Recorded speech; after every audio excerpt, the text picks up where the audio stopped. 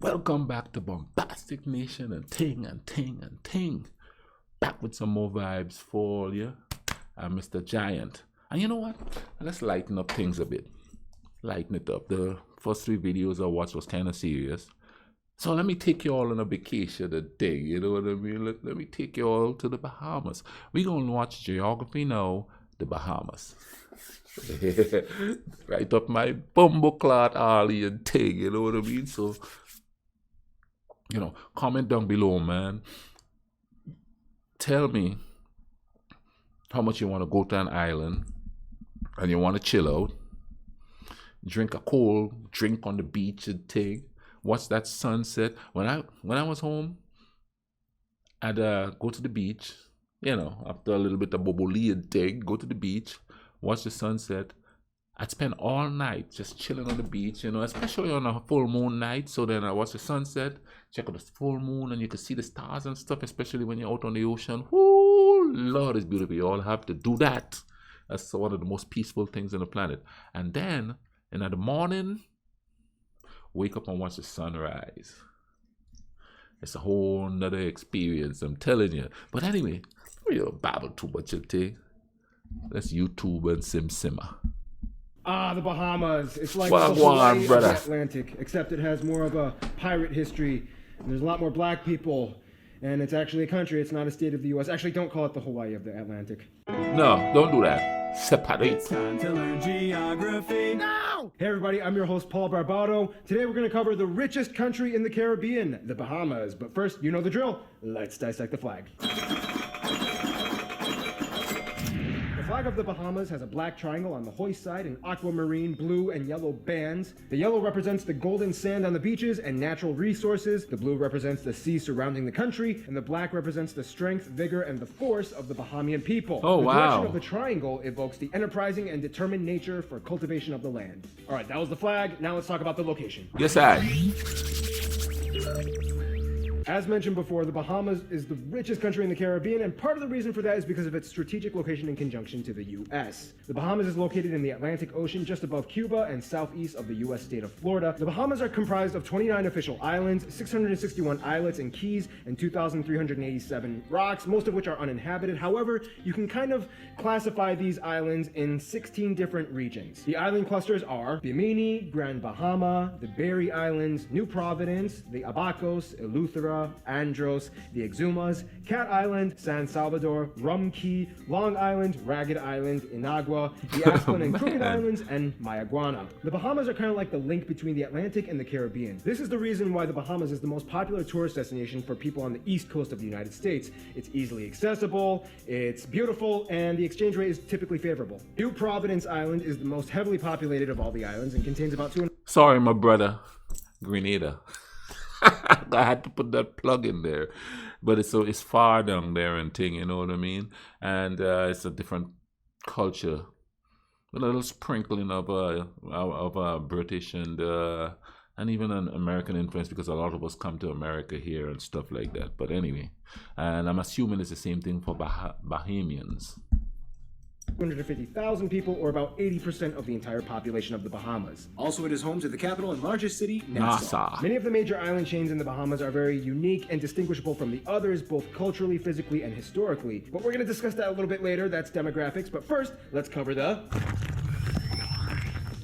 When it comes to landscape, Look at the them Bahamas ocean, have boy. a lot of strange and exclusive regions that it's kind of hard to I've cover been in them this all, area too but long. in a nutshell, Woo-wee. for one, the islands are generally low-lying and flat. The highest point is only a small 207-foot tall hill called Mount Alvernia on Cat Island. Otherwise, everywhere else pretty much only remains a few meters above sea level. The only issue with the region is that the island chain is kind of subject to hurricanes often every year, and with the limited space that they don't really have anywhere to evacuate, so they kind of have to sit through the storm. Luckily, they're kind of used to this, and they can afford to build buildings on sturdy foundations that can withstand cataclysmic forces. Now, as mentioned before, the Bahamas is made up of many different islands and islets and keys. They're all different from each other, so let's kind of talk about some of them. For Yes, example, I. Harbor Bay on Eleuthera Island is one of the only few rare places in the world that has pink sand on its beaches, caused by seashells from the foraminifera species crushed by the waves and mixed in with the sand. Andros Island is the largest of all the islands and is known for being the mangrove swampy island with the country's largest nature preserves. The further west you go on the island, the land just kind of sinks into a flat, low, marshy terrain rain that eventually melts into the ocean with sandy, splashy islets and ponds. Now, if there are any islands competing with New Providence and Nassau for popularity, it would have to be the twins, Grand Bahama and the Abacos Islands. Strategically located in the north with some of the finest natural bays and harbors, these two islands are really investing in giving Nassau a run for its money. Grand Bahama is strange in that it's already in the process of a mass construction project for a widely dispersed new residential area, including a complex water cul-de-sac region along the newly constructed canal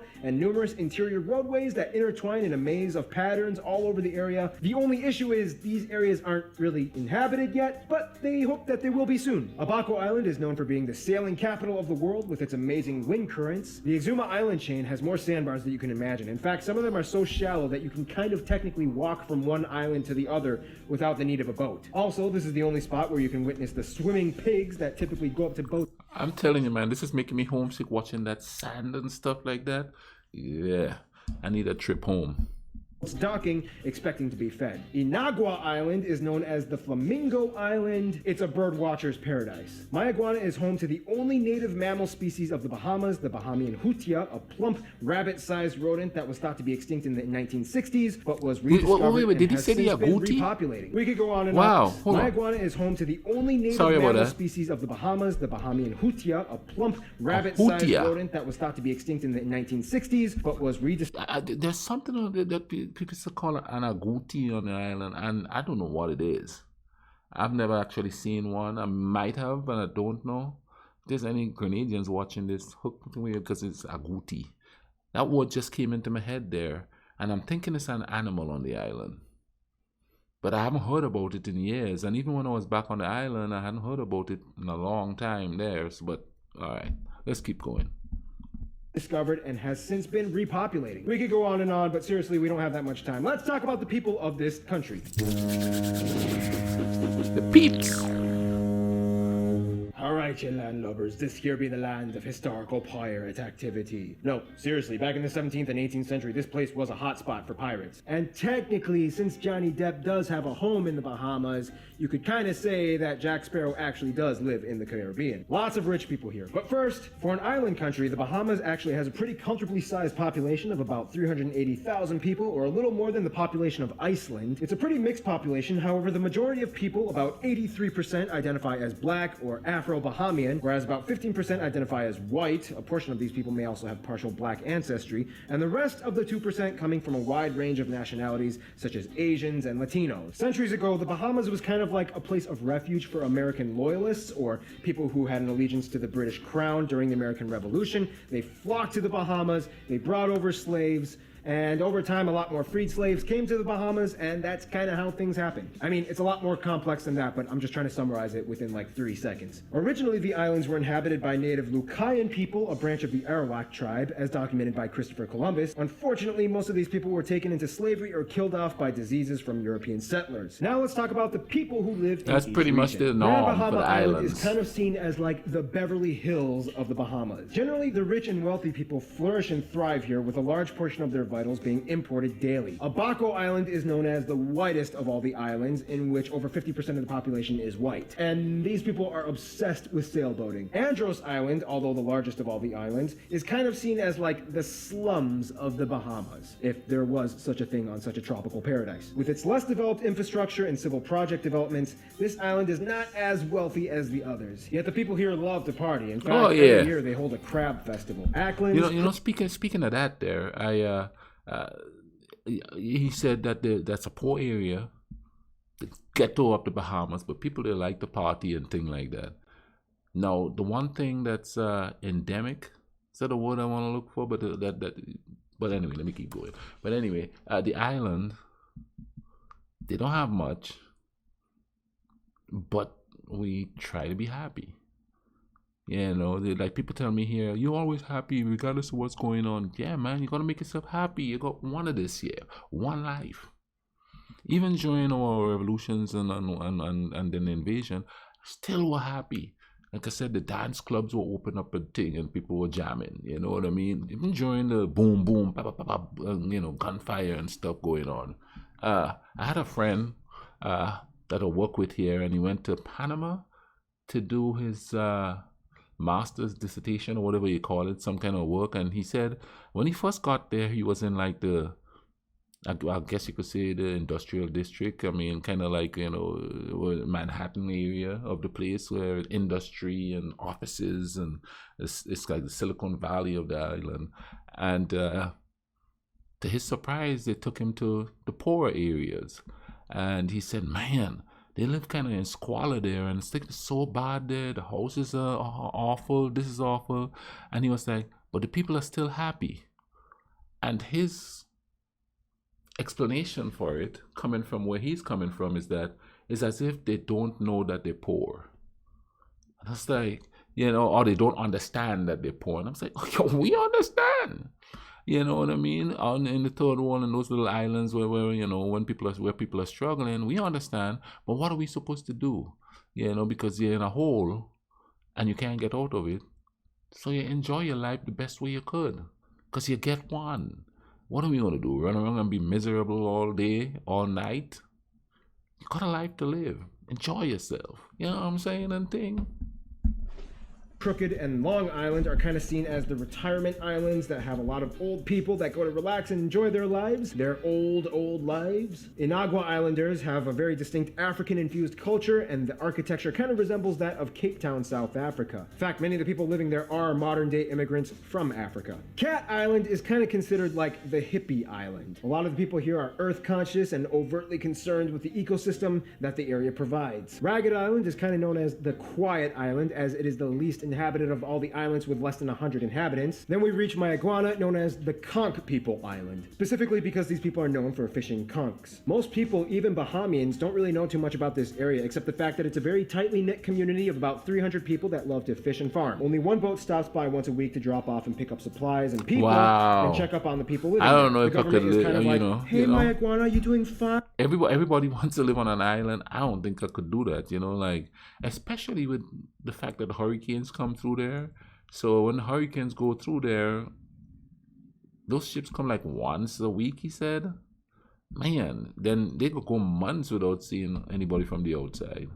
Unless, of course, a concerted effort is put forward to go rescue them, which probably does happen. Are you all right? I got Rice Krispies treats for you. Oh my gosh, Mom, you're embarrassing me. I'm fine. Just leave me alone. Yeah, my iguana is kind of like the angsty teenager of all the islands. And finally, we reach New Providence. New Providence is like a mini metropolitan dream with its many endless shops, streets, and businesses and resorts, such as the world-famous Atlantis Resort, located on the aptly named Paradise Island. New Providence is the Mac Daddy of the Bahamas. Everything starts and ends here. This country is so enticing that it has drawn in numerous celebrities like Shakira, Johnny Depp, Michael Jordan, Bill Gates, Mariah Carey, and Sean Connery to purchase private homes and islands all to themselves. But is there trouble in paradise? Let's find out in... Now, of course, as a relatively smaller nation with a relatively smaller population, the Bahamas doesn't have that much of a widespread global outreach. However, they do have their friends and peeps. First of all, the Bahamas is a member of many international organizations such as the UN, CARICOM, the Caribbean Development Bank, Interpol, and many others. This puts them in a relatively high standing in terms of international cooperation and diplomacy. Nonetheless, the Bahamas only has 6 embassies located in Canada, Cuba, Haiti, the US with 3 extra consulate generals, the UK, and interestingly enough, China, and technically a 7th non-resident embassy for Japan. Now, when it comes to Cuba, it's kind of like a playground rivalry story. You say, interestingly enough, China. China's everywhere down there. They're in Grenada, definitely in Jamaica. I'm not so sure about Barbados, but they're pretty much everywhere down there now. You know what I mean? On my island, when I left, there wasn't any Chinese structures there. There is now. Oh, they're everywhere. Used to hate Cuba over territorial fishing rights. Finally, in 1980, Cuba took it a little too far and a military aircraft sank a Bahamian patrol vessel. The Bahamas demanded an apology and compensation, which surprisingly the Cubans did. And since then, Cuba and the Bahamas have been kind of relatively close. Sometimes you just gotta punch somebody in the face to develop a good friendship with them. Interestingly enough though, although they don't have an embassy, the Gambia has a consulate with the Bahamas, making it the only African country with an institutionalized consular relation with the Bahamas. Haiti is is kind of like the Mexico of the Bahamas. Floods of refugees and immigrants flock to the Bahamas from Haiti year after year to the point where the government has instituted mass deportations for illegals. Nonetheless, the two countries still have favorable relations and trade agreement. When I left Grenada, this was back in 1986, we had just started getting people from Haiti coming there. I gotta tell you all this story, man. I gotta tell you all this story. We had our local Obia man, and which is the same thing as voodoo. And this Haitian guy came there, and he was a voodoo guy. And I remember they had this feud going and stuff, and I think one of the houses got burned down too. And apparently, I don't know which one or the other, but his powers as a Obi or voodoo priestess was amplified, because apparently he joined. He jumped out the second story window from his house, landed flat on his face, bap, and then just got up and walked away without a scratch or a bruise. That was the story. Yeah, I didn't see it myself, but you know, that was the shoo going on through the village and thing, you know what I mean? That was kind of funny though. That cracked me up. But and at the time, he was the only Haitian that I know on the island. I think he was the only one there. But you know, my man was a voodoo priest and thing, you know, which he probably wasn't. But you know, hey, he come from Haiti, oh Lord. You know, Lordy Lord, he's got that voodoo going. And of course, the Obia man is like, oh, you coming for my territory? And the battle begins. That was a funny story. Two best friends of the Bahamas, though, would have to be the US and the UK. The Bahamas was a former colony of the UK and was kind of softly and gently let go of back in 1973. Queen Elizabeth is still technically the head of state, however, in every aspect they are completely seceded and fully operational in an independent manner. Now, when it comes to the US, we kind of have like two getaways, Hawaii on the west coast and the Bahamas on the east coast. Over 85% of tourists every year are American, which makes up the majority of the Bahamian economy, and over 100 US related businesses are found in the Bahamas, and the Bahamas are home to over 30,000 Americans. The Bahamas has worked alongside with the US in terms of kind of acting like a filter on cracking down on the transportation of illegal drugs and illegal aliens. The Bahamas is kind of like the US's cool, slick deputy sheriff who knows how to shoot a gun without dropping his rum colada. In conclusion, the Bahamas is kind of like a little world in its own, in which each region kind of offers something virtually unheard of in the other region. And hey, you know what? Do some digging. You might find some of that pirate treasure. Stay tuned. Bahrain is coming up next. Man, that's always put me in a good mood watching an island thing, man. I hope you all gonna enjoy this thing, you know. Comment down below, man. Tell me how much you want to go to the islands thing. And the culture is nice. People are laid back. And I could speak for my island. Laid back people and thing. Laid back. You know what I mean? Enjoying life, working hard, but playing hard too, you know what I mean? Ooh. I need to do some playing hard, because where I am here, man, I'm just working, come home. Working, come home. Working, come home. That's all I do. That's all I do here, you know. I'm ready for an island thing, you know what I mean? Anyway, I'm going to leave a link in the description as usual. Go check out Geography Now, and my man, he's funny. So go check him out and thing. All right? Y'all take care of each other, all right? Cool runnings.